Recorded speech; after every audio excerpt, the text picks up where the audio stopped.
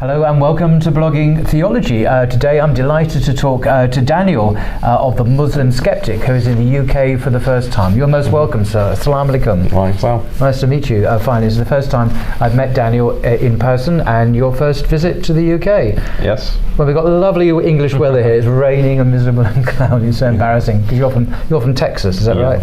In the States. Fantastic. So you've been really busy, I think, in the UK so far. So what have you been up to? Where have you been? Yeah, I've been visiting a lot of different parts of the UK. So I was in London, Birmingham. Birmingham, is that the correct pronunciation? Birmingham. I think if you're there, it's Birmingham, but I call it Birmingham. Okay, Birmingham. Because you have Birmingham in the States and Alabama, I think. Yeah, Alabama. Yeah. It's a bit different there. Yeah. Different pronunciation, but also up north in Bradford, gave a talk. So, alhamdulillah, just visiting different mosques, visiting different parts of the UK community. Right. So it's very nice. One thing we were just discussing earlier actually is Muslims in the UK versus Muslims in America, because you noticed some quite big differences, did you, in terms of demographically, socioeconomically, and the terms of identity. Could you discuss that? It seems to be that there's a lot of big differences between the community here and in America. There's a socioeconomic component. There's also a population density component. So you can go to many parts of the UK, and if you wanted to, you could only see Muslims going on the streets, and there'll be hijabis, women in niqab, just Muslims dressed traditionally, and there were some days that I didn't even see a non-Muslim. Really? Yeah, a whole day. This must have been in Birmingham or Bradford, I guess. Exactly. Yeah. So that you can't see that in the US. There's not that level of Muslim population density in certain areas. Yeah, you can go to in the big cities like in New York or LA. There might be a street that has Muslim shops, but even in those streets, it's maybe 50% non-Muslim. Yeah. So that was something completely different about. Is that because America's such a vast continent, isn't it? I've been there, and it's huge. Whereas England's very small. You can fit like England in like Texas, probably, couldn't you? Quite easily. Yes. So obviously we're concentrated in big cities here, unlike in the States. So that's a big difference, but I mean, there seems to be like a different mentality as well. Over there, Muslims are more identity conscious in terms of assimilating or being viewed as American, being part of the American fabric, culturally, in terms of identity, whereas I didn't see as much of that in the UK. So I think that also affects the level of religiosity, or at least the outward adoption of religiosity in terms of going to the mosque, dressing a certain way. That is a very noticeable difference as well. So you think British Muslims are more committed to the deen, perhaps, committed to Islam than? Yeah, I would say that's the case. If we were to objectively measure UK, the way that it's described usually, they're more conservative. Yeah, they're more conservative. The way it's said pejoratively is that the UK is 10 years behind, in terms of liberalization and assimilation. So that's how it's said pejoratively, like, oh, you're behind us, we're ahead in. But it's the other way around, because I've often been told, when I went to Birmingham, not Alabama, but Birmingham in the UK, that, when the first big wave of Muslim immigrants came here like 3 generations ago, they built the mosques and the halal restaurants and the infrastructure and so on. They weren't necessarily that practicing, and then their children became more practicing. But today's youth in the UK are much more practicing than their parents or their grandparents. Really? So the trajectory is not towards liberalization, it's actually to a greater fidelity or adherence to the deen, actually. And this seems to be often the case in Europe, actually, not just here. I've heard that same in Scandinavia, Sweden, for example, Germany. France has big problems, but it's not towards liberalization in Europe anyway, so much. That's interesting. I didn't know that history, but in the U.S. it's the complete opposite. Like the first wave of immigration, maybe in the 60s, was the biggest wave, and 70s. They were much more conservative than the second generation or the third generation. That's really weird, because it's the opposite of what I'm hearing, and I've tried to get some reliable information about this, but everyone's telling me the same thing in different parts of the UK. And then I asked about the European experience from friends in Berlin and so on, saying, oh, it's the same thing. I mean, Dr. Abdullah Swedi from Sweden said exactly the same thing in Sweden, where we're seeing an increased adherence to the deen. People are praying and during Ramadan, fasting, and so this is very interesting. So America might be the exception, actually. How do they explain that? Good question. And I've asked this. Some people say that the Muslim families are quite strong in the UK. So we have parents and grandparents, so on. The breakdown in the family has not really hit the Muslim family so much in the UK, and that helps to transmit the deen, the faith, from generation to generation. But also, I think we've got some amazing dawah guys. We all know who they are. Sapiens Institute. We've got Mohammed Hijab. We've got Hamza Zortzis, and so on. I mean, these are huge influences, and young people watch their stuff, their content, and presumably are inspired by it and learn from it, and obviously from your content as well. So there's not much kind of liberal modernist stuff around when it comes to social media. I don't know what you think. Yeah, in the UK anyway. Yeah, I'm not sure what could explain it. Maybe it's also the fact that Islamic schooling in the US is few and far between. You do have Islamic schools, but they haven't really been prioritized in terms of funding or organization. There are good Islamic schools, but maybe the lack of Islamic schooling or like madrasa systems, there are madrasas, but they're few and far between when you look at the entire landmass of the United States. Some cities have them, some cities don't. So that probably can have a big effect on religiosity. Maybe over here, the previous generation, they established the madrasa. They didn't necessarily attend the madrasa, but they put their kids in the madrasa, and that led to more religiosity, generation over generation. It's strange because that also bucks the trend in other parts of the Muslim world. Other parts of the Muslim world, you see liberalization. All of these Muslim countries are becoming liberalized, and this is reflected in the breakdown of family, among other things. So, what an interesting counterintuitive phenomenon. Yeah, but I spoke to Professor Linda Woodhead. She's Professor of Sociology and Religion at King's College here in London. She's an expert on, demographics and faith and so on. And religion is declining in the UK. Absolutely, it's secularized, families breaking down, individualism and liberalization is rampant. Except when it comes to Muslims. And this was this is the recent census that was done earlier this year, and it's painting a completely different, I mean, this is an extraordinary story. It's simply not happening the same way to Muslims. Muslims are growing in number and strength. That's very, but I also, a big difference I noticed between the US and the UK is that the government is much more overtly involved with the Muslim community in terms of monitoring programs. And I was shocked to hear that in some of the madrasas, the government requires that secular subjects be taught first before religious subjects. Where's this? These are in just the madrasa systems, like the... In which country? Here. Yeah, okay, I didn't know that. Yeah, so this is shocking to me as an American, for the government to overtly dictate what a Islamic school, ostensibly private school, would teach, in what order. No, you have to prioritize the secular subjects. And apparently one madrasa that resisted the government mandate was taken to court by the government to force them to obey this. So that's shocking. Something like that wouldn't happen. So maybe to tie it back to the demographic point, this is the Muslim community in the eyes of a secular regime is a much bigger threat.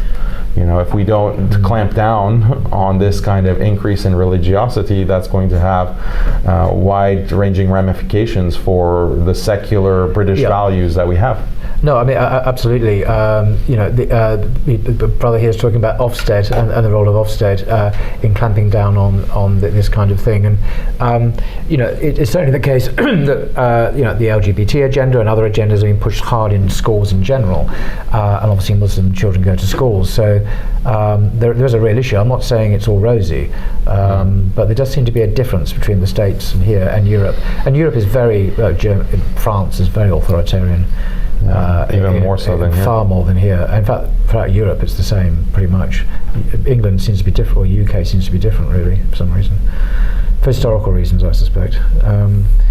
But if possible, can we just change the subject really to what's on everyone's mind, and that is the conflict in the Middle East, in the occupied territories, in Gaza, but particularly because you've been very vocal on the Western media reporting of the conflict. And I've just been shocked, really, because I knew the West has a particular view, but the way everyone, be it governments, corporations, universities, media, seem to be in lockstep, in agreement to have one line only, and all coming up with the same rhetoric all the time, almost the same phrases, almost as if they've all met together in a room and said, we will have this single response. And the way dissent, obviously, is not given any space, airtime, really. With very few rare exceptions. And I've just been struck by this, how absolutely watertight this narrative is that we're all having to subscribe to. How is that the same in America for you? How do you feel about that? Yeah, it's the same. It seems coordinated because it is coordinated. Right. They'll literally send media packets to different outlets, channels, and there'll be a literal script. Don't say, for example, that Palestinians were killed by Israelis. Say that Palestinians have died. The passive voice. These types of instructions. Never never describe Israel as an occupier or Palestine as an occupied state. Always frame it as a conflict between two equal sides. Right. So these are deliberate instructions that are given and distributed by Zionist sources and the Israeli lobby. And this is well known. This is not something that they've just rolled out for the present situation. This is something that has been institutionalized for decades around reporting Israelis' aggression against the Palestinians. So, and this is not just this issue. All issues like liberal media, liberal secular media. I don't mean like left wing, but just secular media in general is mind control. And I actually taught a course on this at my institute on liberal mind control and how much control of the way that we think within these liberal so-called democracies, and how we are meant to view life in liberal society as a life of free thinking, free speech. You're free to explore different ideas, when in reality it's totalitarian control. And your thought is carefully engineered to align with a certain liberal paradigm. And this is the stark reality. We see the edges of it, or the most apparent aspects of it, when we notice that, for example, there's a viral video, or several viral videos of they've compiled news channels, local news channels, and they all will have the same exact line. Have you seen this? Yes, I have. Yes. You see extracts from all these independent newsrooms, all actually saying exactly the same thing, and you can see them all at the same time. So it really exposes the coordination, as you put it, of these people, and gives the lie to the idea of independent journalism and a free society when they're all singing from the same hymn sheet, quite literally. But people like Noam Chomsky, the American writer, commentator, have been saying this before, of course, not necessarily in the exactly, not just necessarily in the Muslim context, but in a more general American context. So this has been something that's been known, but now it's really very explicit and obvious. This is what struck me. It's like no pretense anymore of being neutral or independent, rather. It's like everyone's saying the same thing. It's remarkable. Yeah, it might have not have been as obvious before because of lack of access to social media, or social media wasn't as robust and developed as it is in 2023. But in the past, if you just see, if you're just consuming one or two news channels and they happen to have the similar talking points, it won't strike you as odd. But when you look at across the board, even internationally, everyone is saying the same thing, all the establishment media saying the same thing, then it's more obvious that there's coordination happening. The other important contrast, I think, is that when it comes to the supporters of Palestine, they also have not coordinated, but they have aligned talking points, but there is no coordination. Like, people are saying the same thing. Why? Because it's based on reality. The truth has this character of uniting people in that way. So, but if you have to spread a lie, then that requires a great deal of coordination. It requires cooking the books, so to speak, as opposed to those who are just speaking the truth, or they see what's happening and they're denouncing it, or they're reporting it as it really is. So I want to ask you this. I mean, you're the founder of Muslim Skeptic, muslimskeptic.com. Apart from your own platform, which is part of an answer to my question, what other news sources, independent sources of information and news, can people access that you recommend, other than your own, obviously your own platform? But what else should Muslims and other people who want to think for themselves, what are the go-to sources should they look at, do you think? Honestly, I go to my Twitter feed, and that's my source of news at this point. But why Twitter? What's unique about Twitter that is your go-to source? Twitter has experienced, this might be controversial, but Twitter has experienced this revival, in my opinion, since Elon Musk has bought it out. And there is much less overt control over what is allowed to be said on that platform. I was actually banned from Twitter, and in what I believe was a politically motivated... I didn't realize. Gosh. Oh yeah, I was off of Twitter you didn't notice I was gone? Thanks, Paul. Oh no. Yes, I've been so consumed by my own things. But sorry, so was it because when Musk came on, that's when the great return happened? People can... So Musk, returned my account, reinstated my account. Amazing. And before, if I posted something that was contrary to a mainstream Democrat left-wing narrative, I would get penalized for that on the platform, even though it didn't involve hate speech, didn't involve any kind of illegal speech or any calls to violence. It was still just very, very tight political control. Censorship. Political censorship. But now that Musk is in control, he's eased that, and I don't think it's perfect, but it's much more open to debate and dialogue and challenging the status quo, challenging official narratives, even like boosting versus deboosting. So on the old platform, you might not get overtly banned, so shadow banned, but you're shadow banned, or your post is deboosted if it's promoting something that is contrary to the official status quo, whereas that seems to have been minimized, or it's just gone away. That's my perspective. Maybe others have a different perspective. No, I've noticed, but on the downside, there's some, I won't mention the name, I don't want to give them any publicity, but there's some far-right groups in the UK that now have a very substantial following. They were banned before, and now they've got a platform to promote their views, and it's always anti-Islamic, and these days often just pro-Zionist as well, paradoxically, because historically they've been quite anti-Jewish, but now they're not. I mean, there are exceptions. So like everyone's now on board. Even those right-wingers, like the far-right white nationalist types, the ones that are anti-Islam, it's very easy to rebut them. So whereas if they're banned, sometimes they can just operate and grow without being confronted or without being debunked. But when you actually see what they're saying, it's not much substance there, or it's easily refuted. I don't view that as a big cost to the bigger benefit of just having a more open platform. I'm not a free speech absolutist. No. By any means, but I think that there's a better balance now than before. No, I agree. That's been my experience as well. Although it's not the case, in my view, on Facebook and perhaps on Instagram. Facebook particularly seems Facebook is old the worst. Regime. It's like they'll ban you for having a.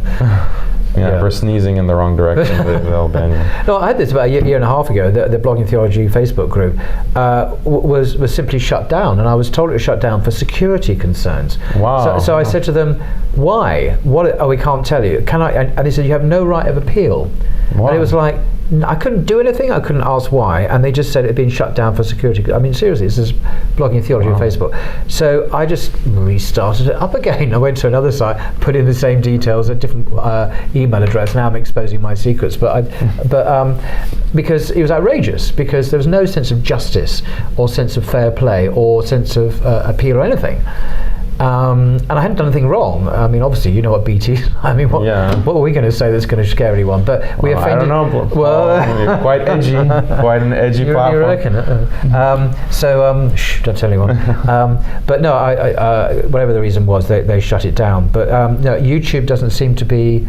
Well, it doesn't seem to be quite so risque. But you've voiced concerns about your presence on definitely. YouTube. Yeah, YouTube also.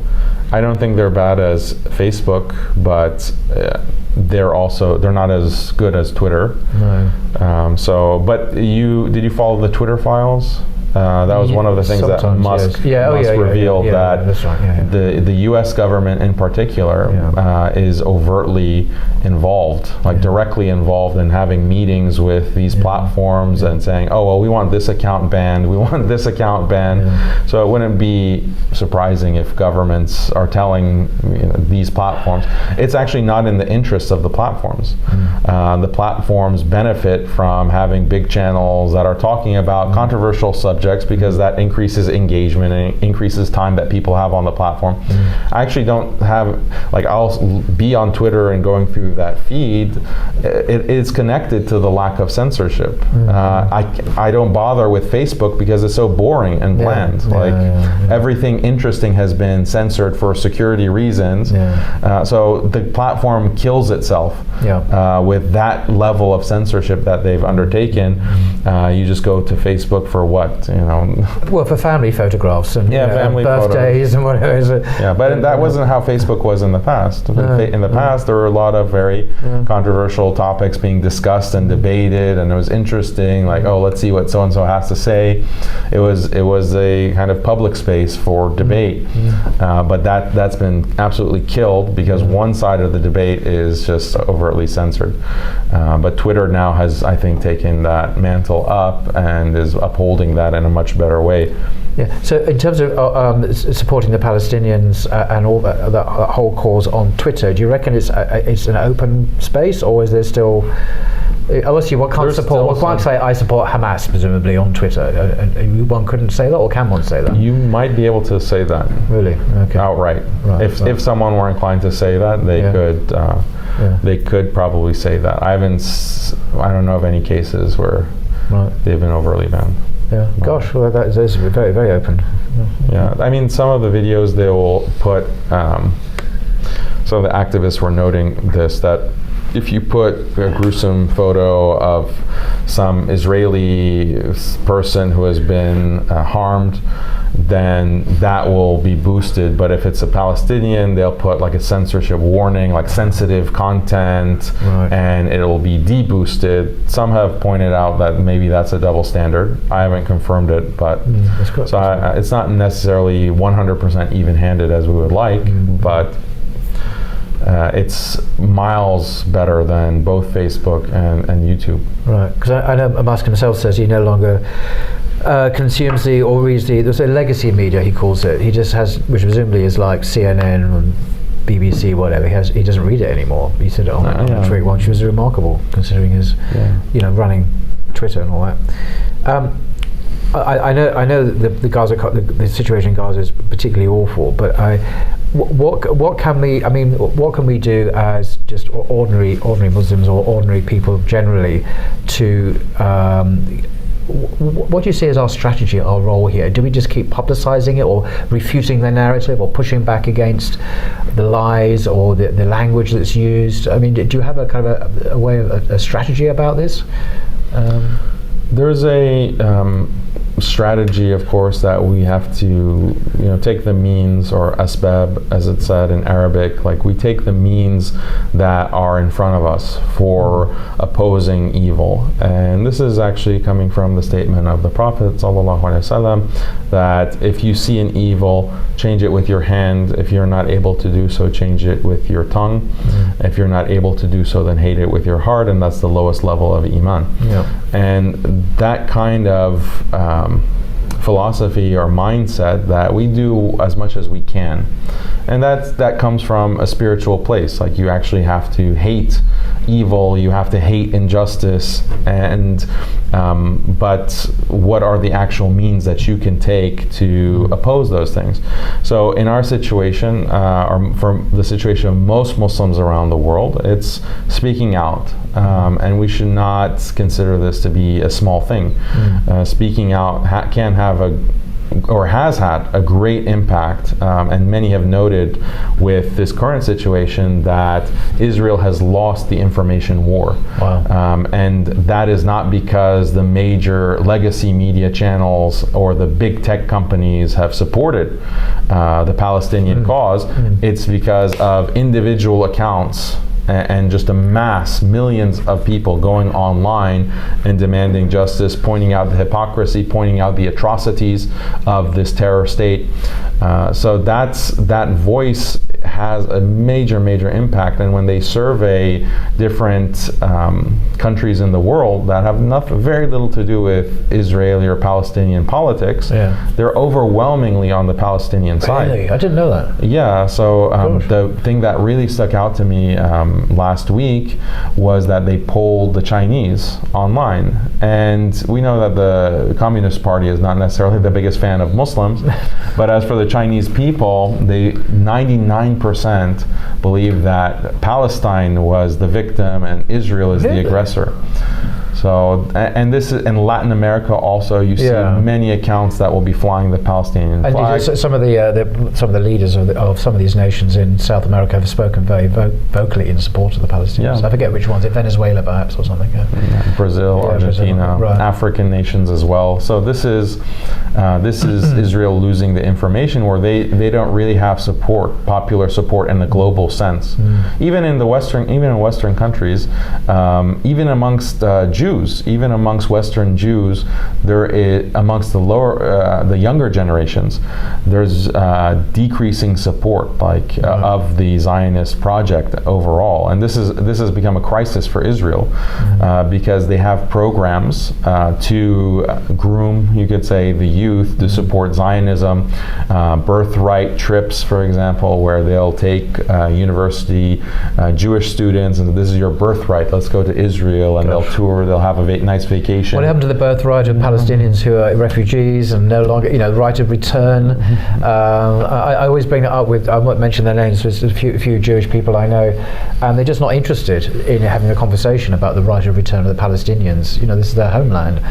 They only want it, but the Jewish people, if they're born anywhere in the world and might have been the 100th generation going back in that country, simply have a right of return, so to speak, to Palestine, the occupied country. It's extraordinary. It's actually hard to believe, really. You think in a modern world that this kind of logic would exist, but it does, and it's legal and it's supported by the West. We stand with Israel, as they all say in lockstep, the same language, all of them together. Right. I don't know, it's just it's all a big propaganda game, but the good news is that the lies come out eventually and people wake up. But on that very point, that there was this attack on the hospital in Gaza, and we had this IDF recording, alleged recording of Hamas fighters allegedly saying, we admit that we hit the hospital. And the people I know who are Arabs or speak Arabic fluently have clearly identified this as a fake. because the people speaking on this are comedians. They're not real. They have no authenticity about them, and it's very obvious apparently that it's not authentic. But that's a direct result of social media listening to this and responding to it and exposing it and saying, this is a joke. We can't take this seriously. No way. This is this is not authentic. And so this has backfired, and purely because of social media, I think.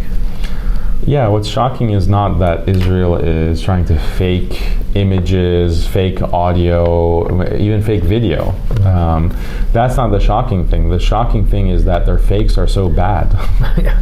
Because they're, even myself, like on social media, there are people who try to create fake audio of me speaking using AI. And those fakes are more convincing than what Israel is putting out. So that's the shocking thing as far as I'm concerned. Or there was the fake image that Ben Shapiro put out of the alleged charred remains of a baby. Yeah, it's disturbing until there's expert analysis done that points out that this is a complete fake AI generated image. And Ben Shapiro never retracted that. He never made a clarification.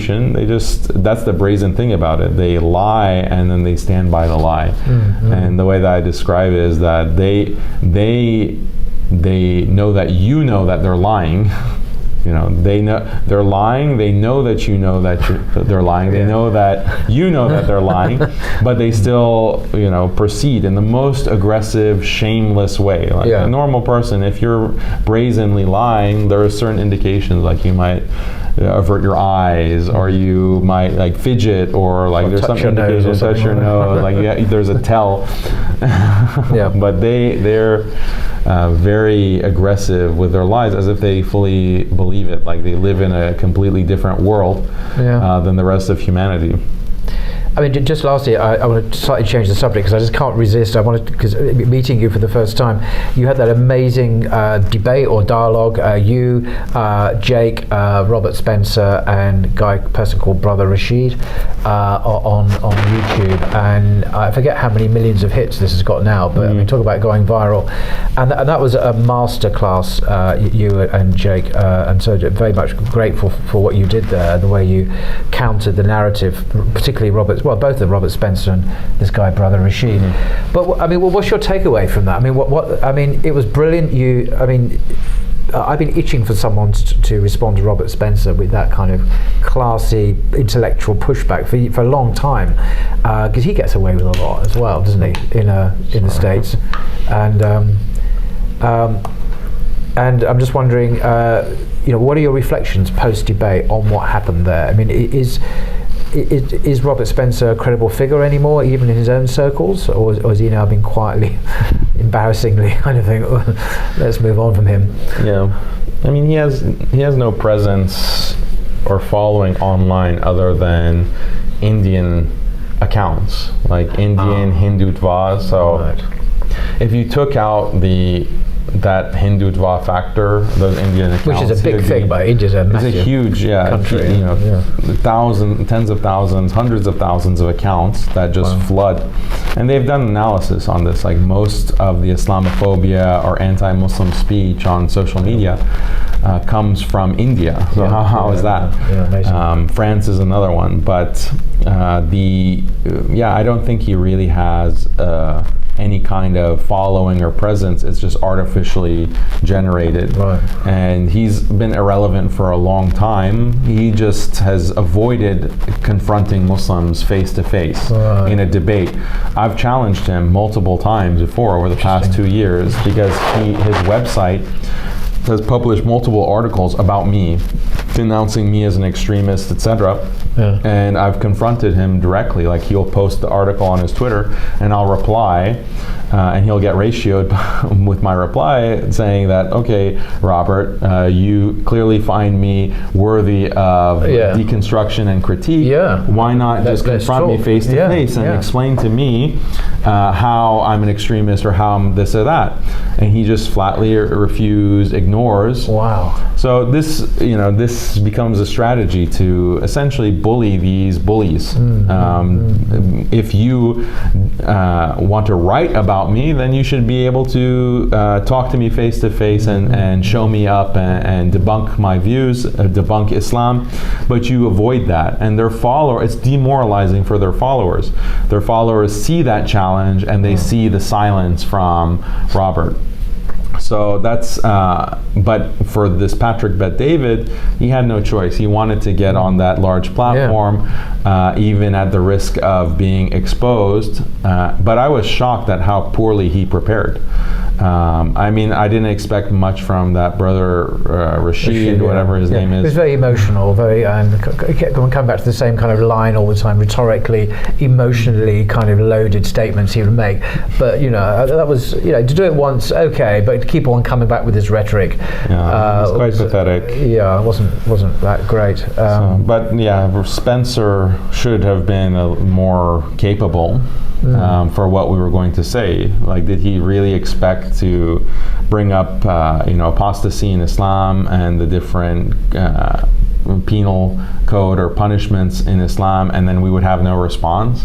I think that's what he expected. He said, oh, well, in Islam you have this punishment, therefore, explain it. Oh, you can't, can you? You can't explain it, therefore.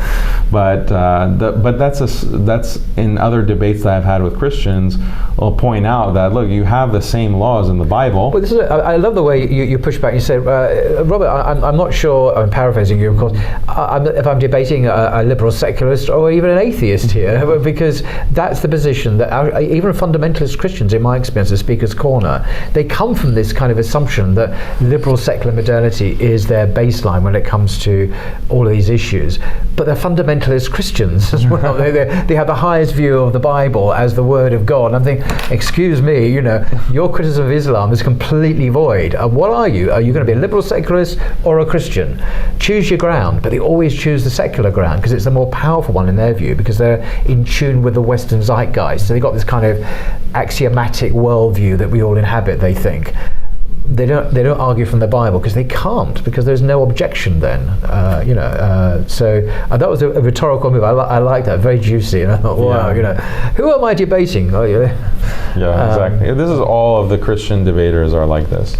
Their apologists are all just taking for granted liberalism, secularism, feminism. They take it for granted, and that's the basis on which they critique Islam. But their own books, their own religious tradition, their own church is undermined by those same critiques. So it's like it's, for lack of a better term, like a suicide mission. They want to just take themselves out. They want to take Muslims out by taking themselves out. But other religions are similar, like Hinduism. You see Jewish interlocutors also. Buddhist, in some cases, they have this kind of attack of Islam on the basis that it is not pro-woman enough, it is not pro-democracy enough, it is not pro-free speech enough, pro-LGBT enough. That's their main criticism of Islam. They don't criticize Islam on the basis of their own religious doctrines. Like, I could respect a Buddhist more who says that, well, I do not agree with Islam because Islam doesn't have the concept of reincarnation. And reincarnation is just a more rational position to have. I would have more respect for that. Or even the Christians who will argue that, well, I do not agree with Islam because it doesn't have this kind of Trinitarian concept, which is more rationally compelling somehow. That is more respectable than someone who says that, oh, Islam doesn't have separation of church and state, or separation of mosque and state, therefore it's false. Like, where in your own books is this concept enshrined, other than like a projection of the liberal concept onto your books, which some Muslims do as well, incorrectly. But yeah, that's the nature of these interfaith debates, and it makes it very easy for the Muslim debater because you're just arguing liberalism. You're debating against liberalism, and there are a few arguments that that you need to learn, and you can debate any religious group on that basis. They're just going to put their own flavor on it, their own Christian flavor, Jewish flavor, Hindu flavor, but ultimately it's the same debate over and over and over again.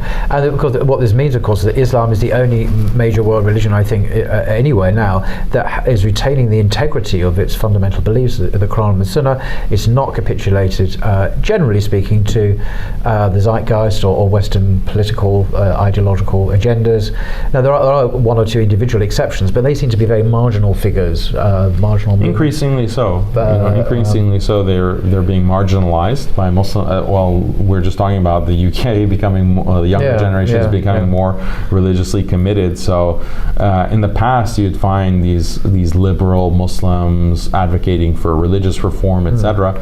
They had a much greater influence. I think it was because of government funding as well. Yes. A lot of them were government funded, but there seems to be they've been marginalized to a great deal. It's because their arguments aren't very compelling.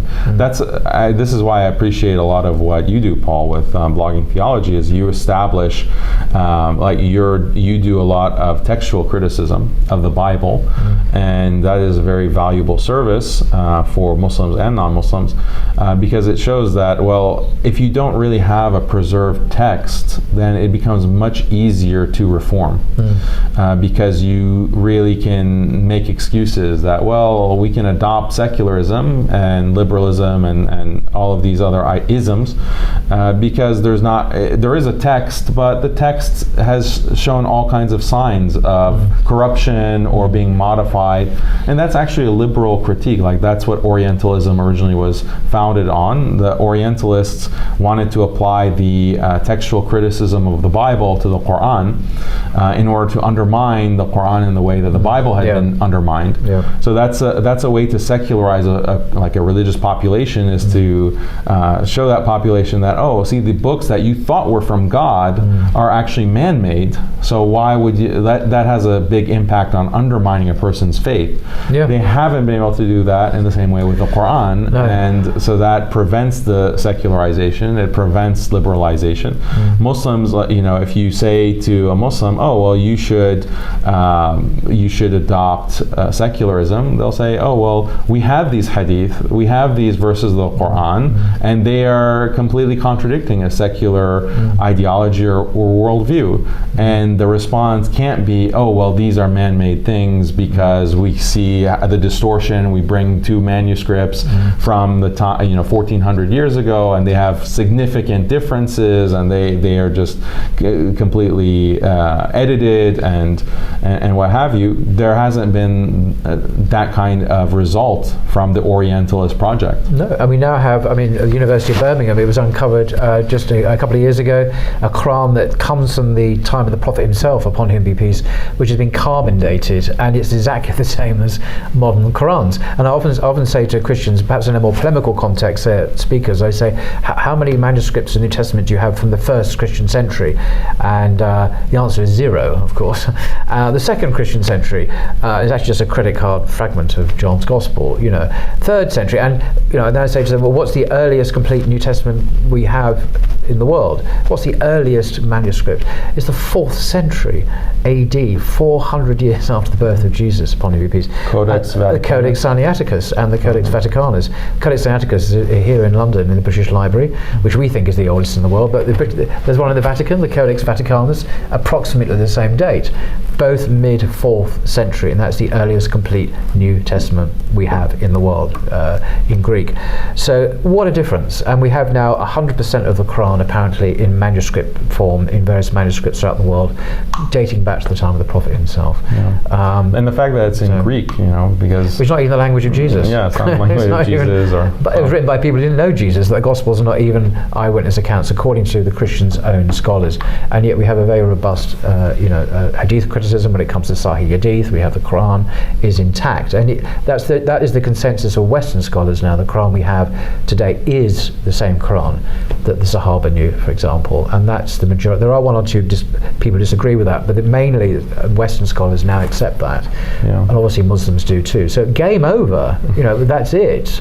The only issues now is what you say. Secularism and how we respond to the message. The message is intact. actually, and that's remarkable. That's almost unique amongst the world religions, that I think. Yeah, I mean, one thing that I've been looking into this past year and doing more research on is how these Orientalists, Orientalist is now taken as pejorative, but we can say Islamic studies academics, they have shifted their focus from the Quran to Hadith, and attacking the preservation of Hadith, and they don't acknowledge that this is a big back step that they've made, because their original claims were that the Quran was something that medieval. I remember it's like 2 or 3 centuries after the time of the Prophet, apparently, the Quran was compiled, and people like J. Smith, I mentioned his name, the American missionary, still trot out this line, but it's completely destroyed. No serious scholar believes it anymore. Academia, no one believes that. No one believes it now, but they did in the past. You're right.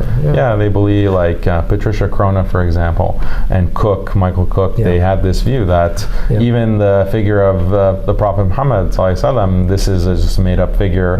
You have Hagarism. You have Islam as is known is just the invention of medieval Muslims. So that has been completely been debunked. The claim that the Quran is just a compilation of different Arabic literature translated from Aramaic sources or Syriac sources, that's been completely debunked because of things like the Birmingham manuscript. But now they've shifted their focus to Hadith. Okay, fine. We're not able to really get the Muslims in the same way we got Christianity or Judaism. We'll have to go to the Hadith literature. But even there, I think that they're not really going to be successful. But I think Muslims, there needs to be an effort to debunk their claims against Hadith. I attempted to do some of this with a debate that I had with one of these academics from Harvard. You might have seen it.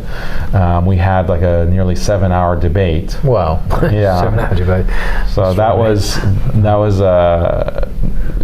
was a debate on the certain values within Islam.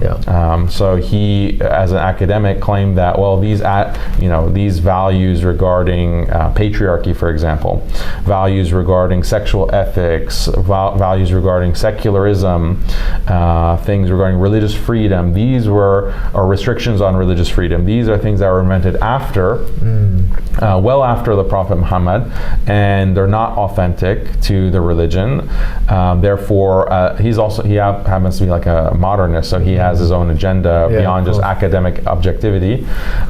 So he was making that argument, and in that debate, I used non-hadith sources to prove that what the hadith record about patriarchy, Western style secular religious freedom, etc., that is it's more plausible historically, using the historical critical method, that was taught by the Prophet, peace be upon him. That's actually what the Prophet believed.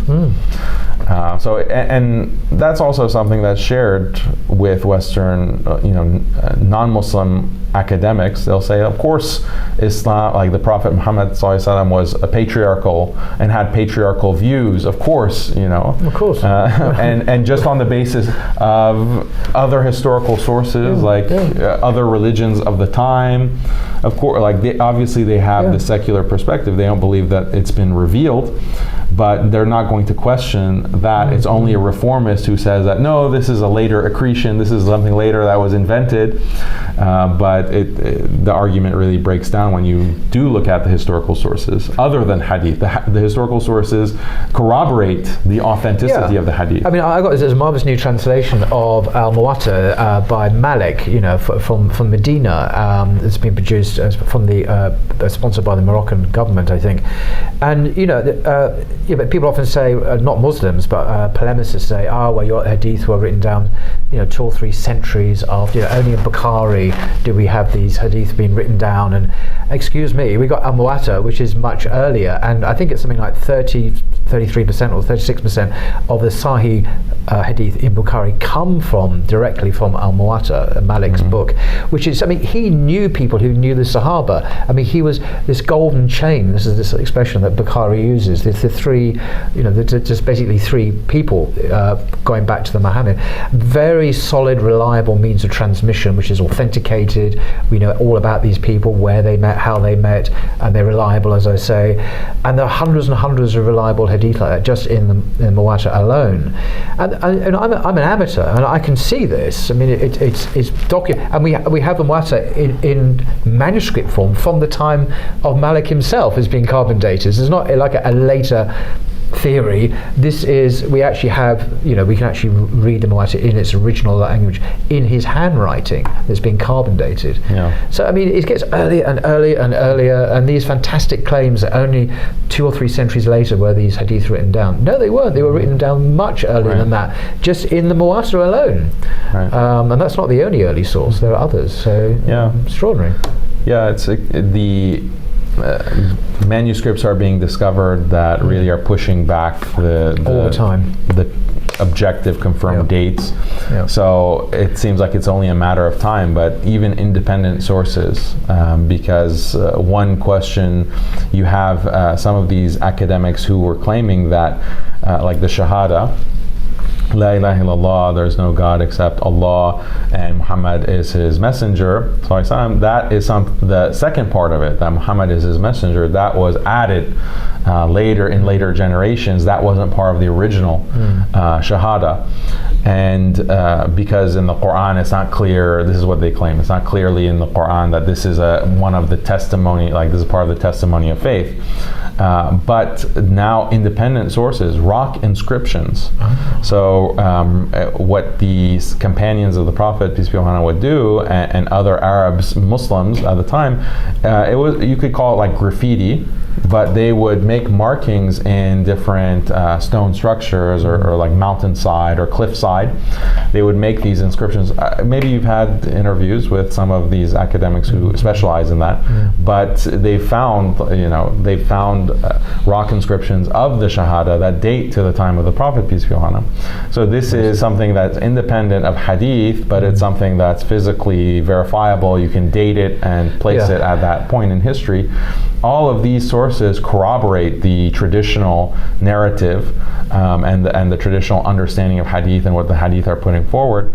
And as time goes on, as more of this data is collected, the direction that it's moving is to actually confirm that what Muslims are practicing and what they believe, the beliefs and norms of Muslims, are actually completely accurately preserved from the time of the Prophet. But this contradicts, this is a big blow to this liberal secular project. And the other, I say unfortunately, but it is the case in Christianity. It's actually the other way around. For example, I remember for years I was told that this fragment of John's Gospel, which is in the John Rylands Library in Manchester University, actually, which I've seen, a credit card sized fragment, Gospel of John, was dated to about 125 AD. So it's pretty early, still not 1st century. But actually, in recent years, the dating of it has been pushed much later, actually, and it's now mid to late 2nd century. So it's no longer as early as they thought, and that is our earliest text, the New Testament. So it's exactly the opposite momentum, is actually to date these things later and later in Christianity. And so we don't have no 1st century manuscripts at all for Christianity. But as you say, I've spoken to some experts on my channel. There's lots of discoveries, not just inscriptions on rocks, as you say, and cliff faces in Saudi Arabia, mentioning the Sahaba, dated right back to the time of the Sahaba, obviously confirming they existed. There's archaeological evidence, and also the manuscript tradition is still a lot of stuff out there that's not been properly classified, but it all corroborates an earlier and earlier date. Very interesting movement. So this shouldn't be happening by the Orientalist narrative. It shouldn't really be happening like that, but it is. Another example is, imagine you read in hadith that the Muslims were instructed to, at a certain point, the Qibla was changed. From Jerusalem to Mecca, or to the Kaaba, there was a change in orientation of the Qibla. So you might think, okay, well, the only way to verify this is we have to look at the chain, we have to corroborate every link in the chain. Maybe there could be a manuscript somewhere that we can date to the time of the Prophet ﷺ or shortly after. But there is another way. You can do archaeology, and you can see the foundations of some of these masajid from 1400 years ago, you can date that, you can carbon date that or radiocarbon date it, and see, okay, there was a shift in the qibla, and that would corroborate the hadith. So things like that, or burial practices of Muslims. You read hadith that say that, well, Muslims who are buried, they need to be have a kafan, a certain cloth that they are wearing, and they should be buried in orientation facing the qibla. That's something that archaeology can actually verify, and you can date it, and so that corroborates the hadith. So if you have enough of that type of corroboration, then it becomes much more plausible beyond like the internal tools that Muslims have traditionally, like mutawatir, like something is mass transmitted, this chain has been preserved, and we have an internal hadith criticism. These academics are skeptical of all of that. They say, well, of course Muslims are going to claim that their sources are corroborating.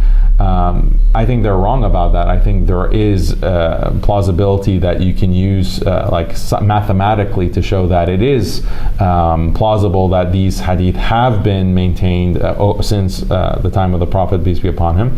But even beyond that, if we look at these archaeological sources, we look at manuscript sources, rock inscriptions, even coinage, because coins have been found as well, all of that together makes a very strong case, arguably a definitive case, that the hadith tradition is accurate in describing the time of the Prophet, peace be upon him, and his teachings, his beliefs, and his norms. And there's also an internal coherence about his teaching as well. There's a distinctive voice, I think, of the Prophet, even in English when it's translated. There's a sense of it, the way he speaks, the style, very recognizable, I think, and very beautiful, actually. Well, are you aware of the forensic analysis that's been done? In Turkey? Was that the It might have been Turkey, it might have been an Arab computer or linguist. I heard it, maybe in Turkey or not. They actually processed this in software to see, they compared the Quran with the authentic hadith to see if it came from the same voice, the same human voice, and and they found it wasn't possible. They were completely different. Yeah, because this is also used in Shakespeare analysis. Because what is the true identity of Shakespeare? And was there some other figure who was writing as Shakespeare under a pseudonym? And we can compare texts. We can compare Shakespeare to the writing of some candidate, possible Shakespeare. It's assumed that the person who's writing as Shakespeare is going to try to hide his style and try to mimic something else in order to copy Shakespeare or to write, be a playwright. But the forensic analysis is supposed to be able to beat, that type of mimicry or that attempt to deceive. And so they've applied that same kind of forensic analysis to the Quran versus the Hadith. And there's no way, probabilistically, that the author of the Quran could also be the author of Hadith. The speech patterns, although there's very subtle things that would betray authorship, haven't in any way made that. So it's extraordinary. That's what forensics is about. Like, they do it with handwriting as well. Like the serial killer writes a note, and he'll try to pretend to be someone else, but the forensics will pick that up. Same when it comes to speech and writing. But of course, the Muslims are not going to be surprised at that, because that's what they believe anyway. But the challenge there is for other people to explain, how on earth do you account for this then? When the evidence suggests it's not. They come from different sources. Then I suppose you say, some other human being wrote the Quran, but then that creates far more problems than it solves, really. Like, who else would have done it? Well, who's this mystery candidate? But it starts stretching plausibility Okay. Well, perhaps in conclusion, I'm dying to ask about the future of Muslim Skeptic and your own work. Do you have a great plan for the future? Daniel's going to be doing X next. Do we have any new initiatives on the horizon, perhaps? Some new initiatives are trying to really expand and improve everything that we're already doing. Right. So we are doing a lot of debates. Inshallah, we're going to continue that. We do a lot of deep dive analysis on different topics. Like we recently had a video debunking this idea that jihad allows for terrorism. The concept of jihad in Islam actually condones terrorism according to the classical sources, which is what some groups today have claimed, terror groups. We completely debunk that. No, I mean, terrorism has been, the word's not there, but the concept, the idea is being clearly prohibited by the Sharia from the beginning. It's a serious crime, a capital crime even. So this idea that terrorism is compatible is refuted by all the classical texts. It's simply not possible. Yeah, so that kind of research, right. we want to just basically, people already say that Muslim Skeptic is like a think tank. But we want to really start to formalize it and become like an actual full-blown think tank with researchers and putting out books. We have a book actually that is been written through research, researchers coming together on liberal mind control. I taught a course on it, but we actually have like a 100-page book that we hope to publish under this think tank. So Muslim Skeptic as a think tank, that is the bigger vision, and we're working towards that step by step, and everyone who's interested can support. We're 100% donation funded. We don't have any governments are surprisingly not supporting our research. The FBI is not funding you, no. Yeah. But what you're doing, it overlaps considerably though with the Sapiens Institute, it seems. They have a UK presence, a US presence as well, I should say. There seems to be an awful lot of overlap though in terms of being a think tank, producing courses, critiquing liberalism, producing books and debates and so on. So these are two powerhouses now working in tandem.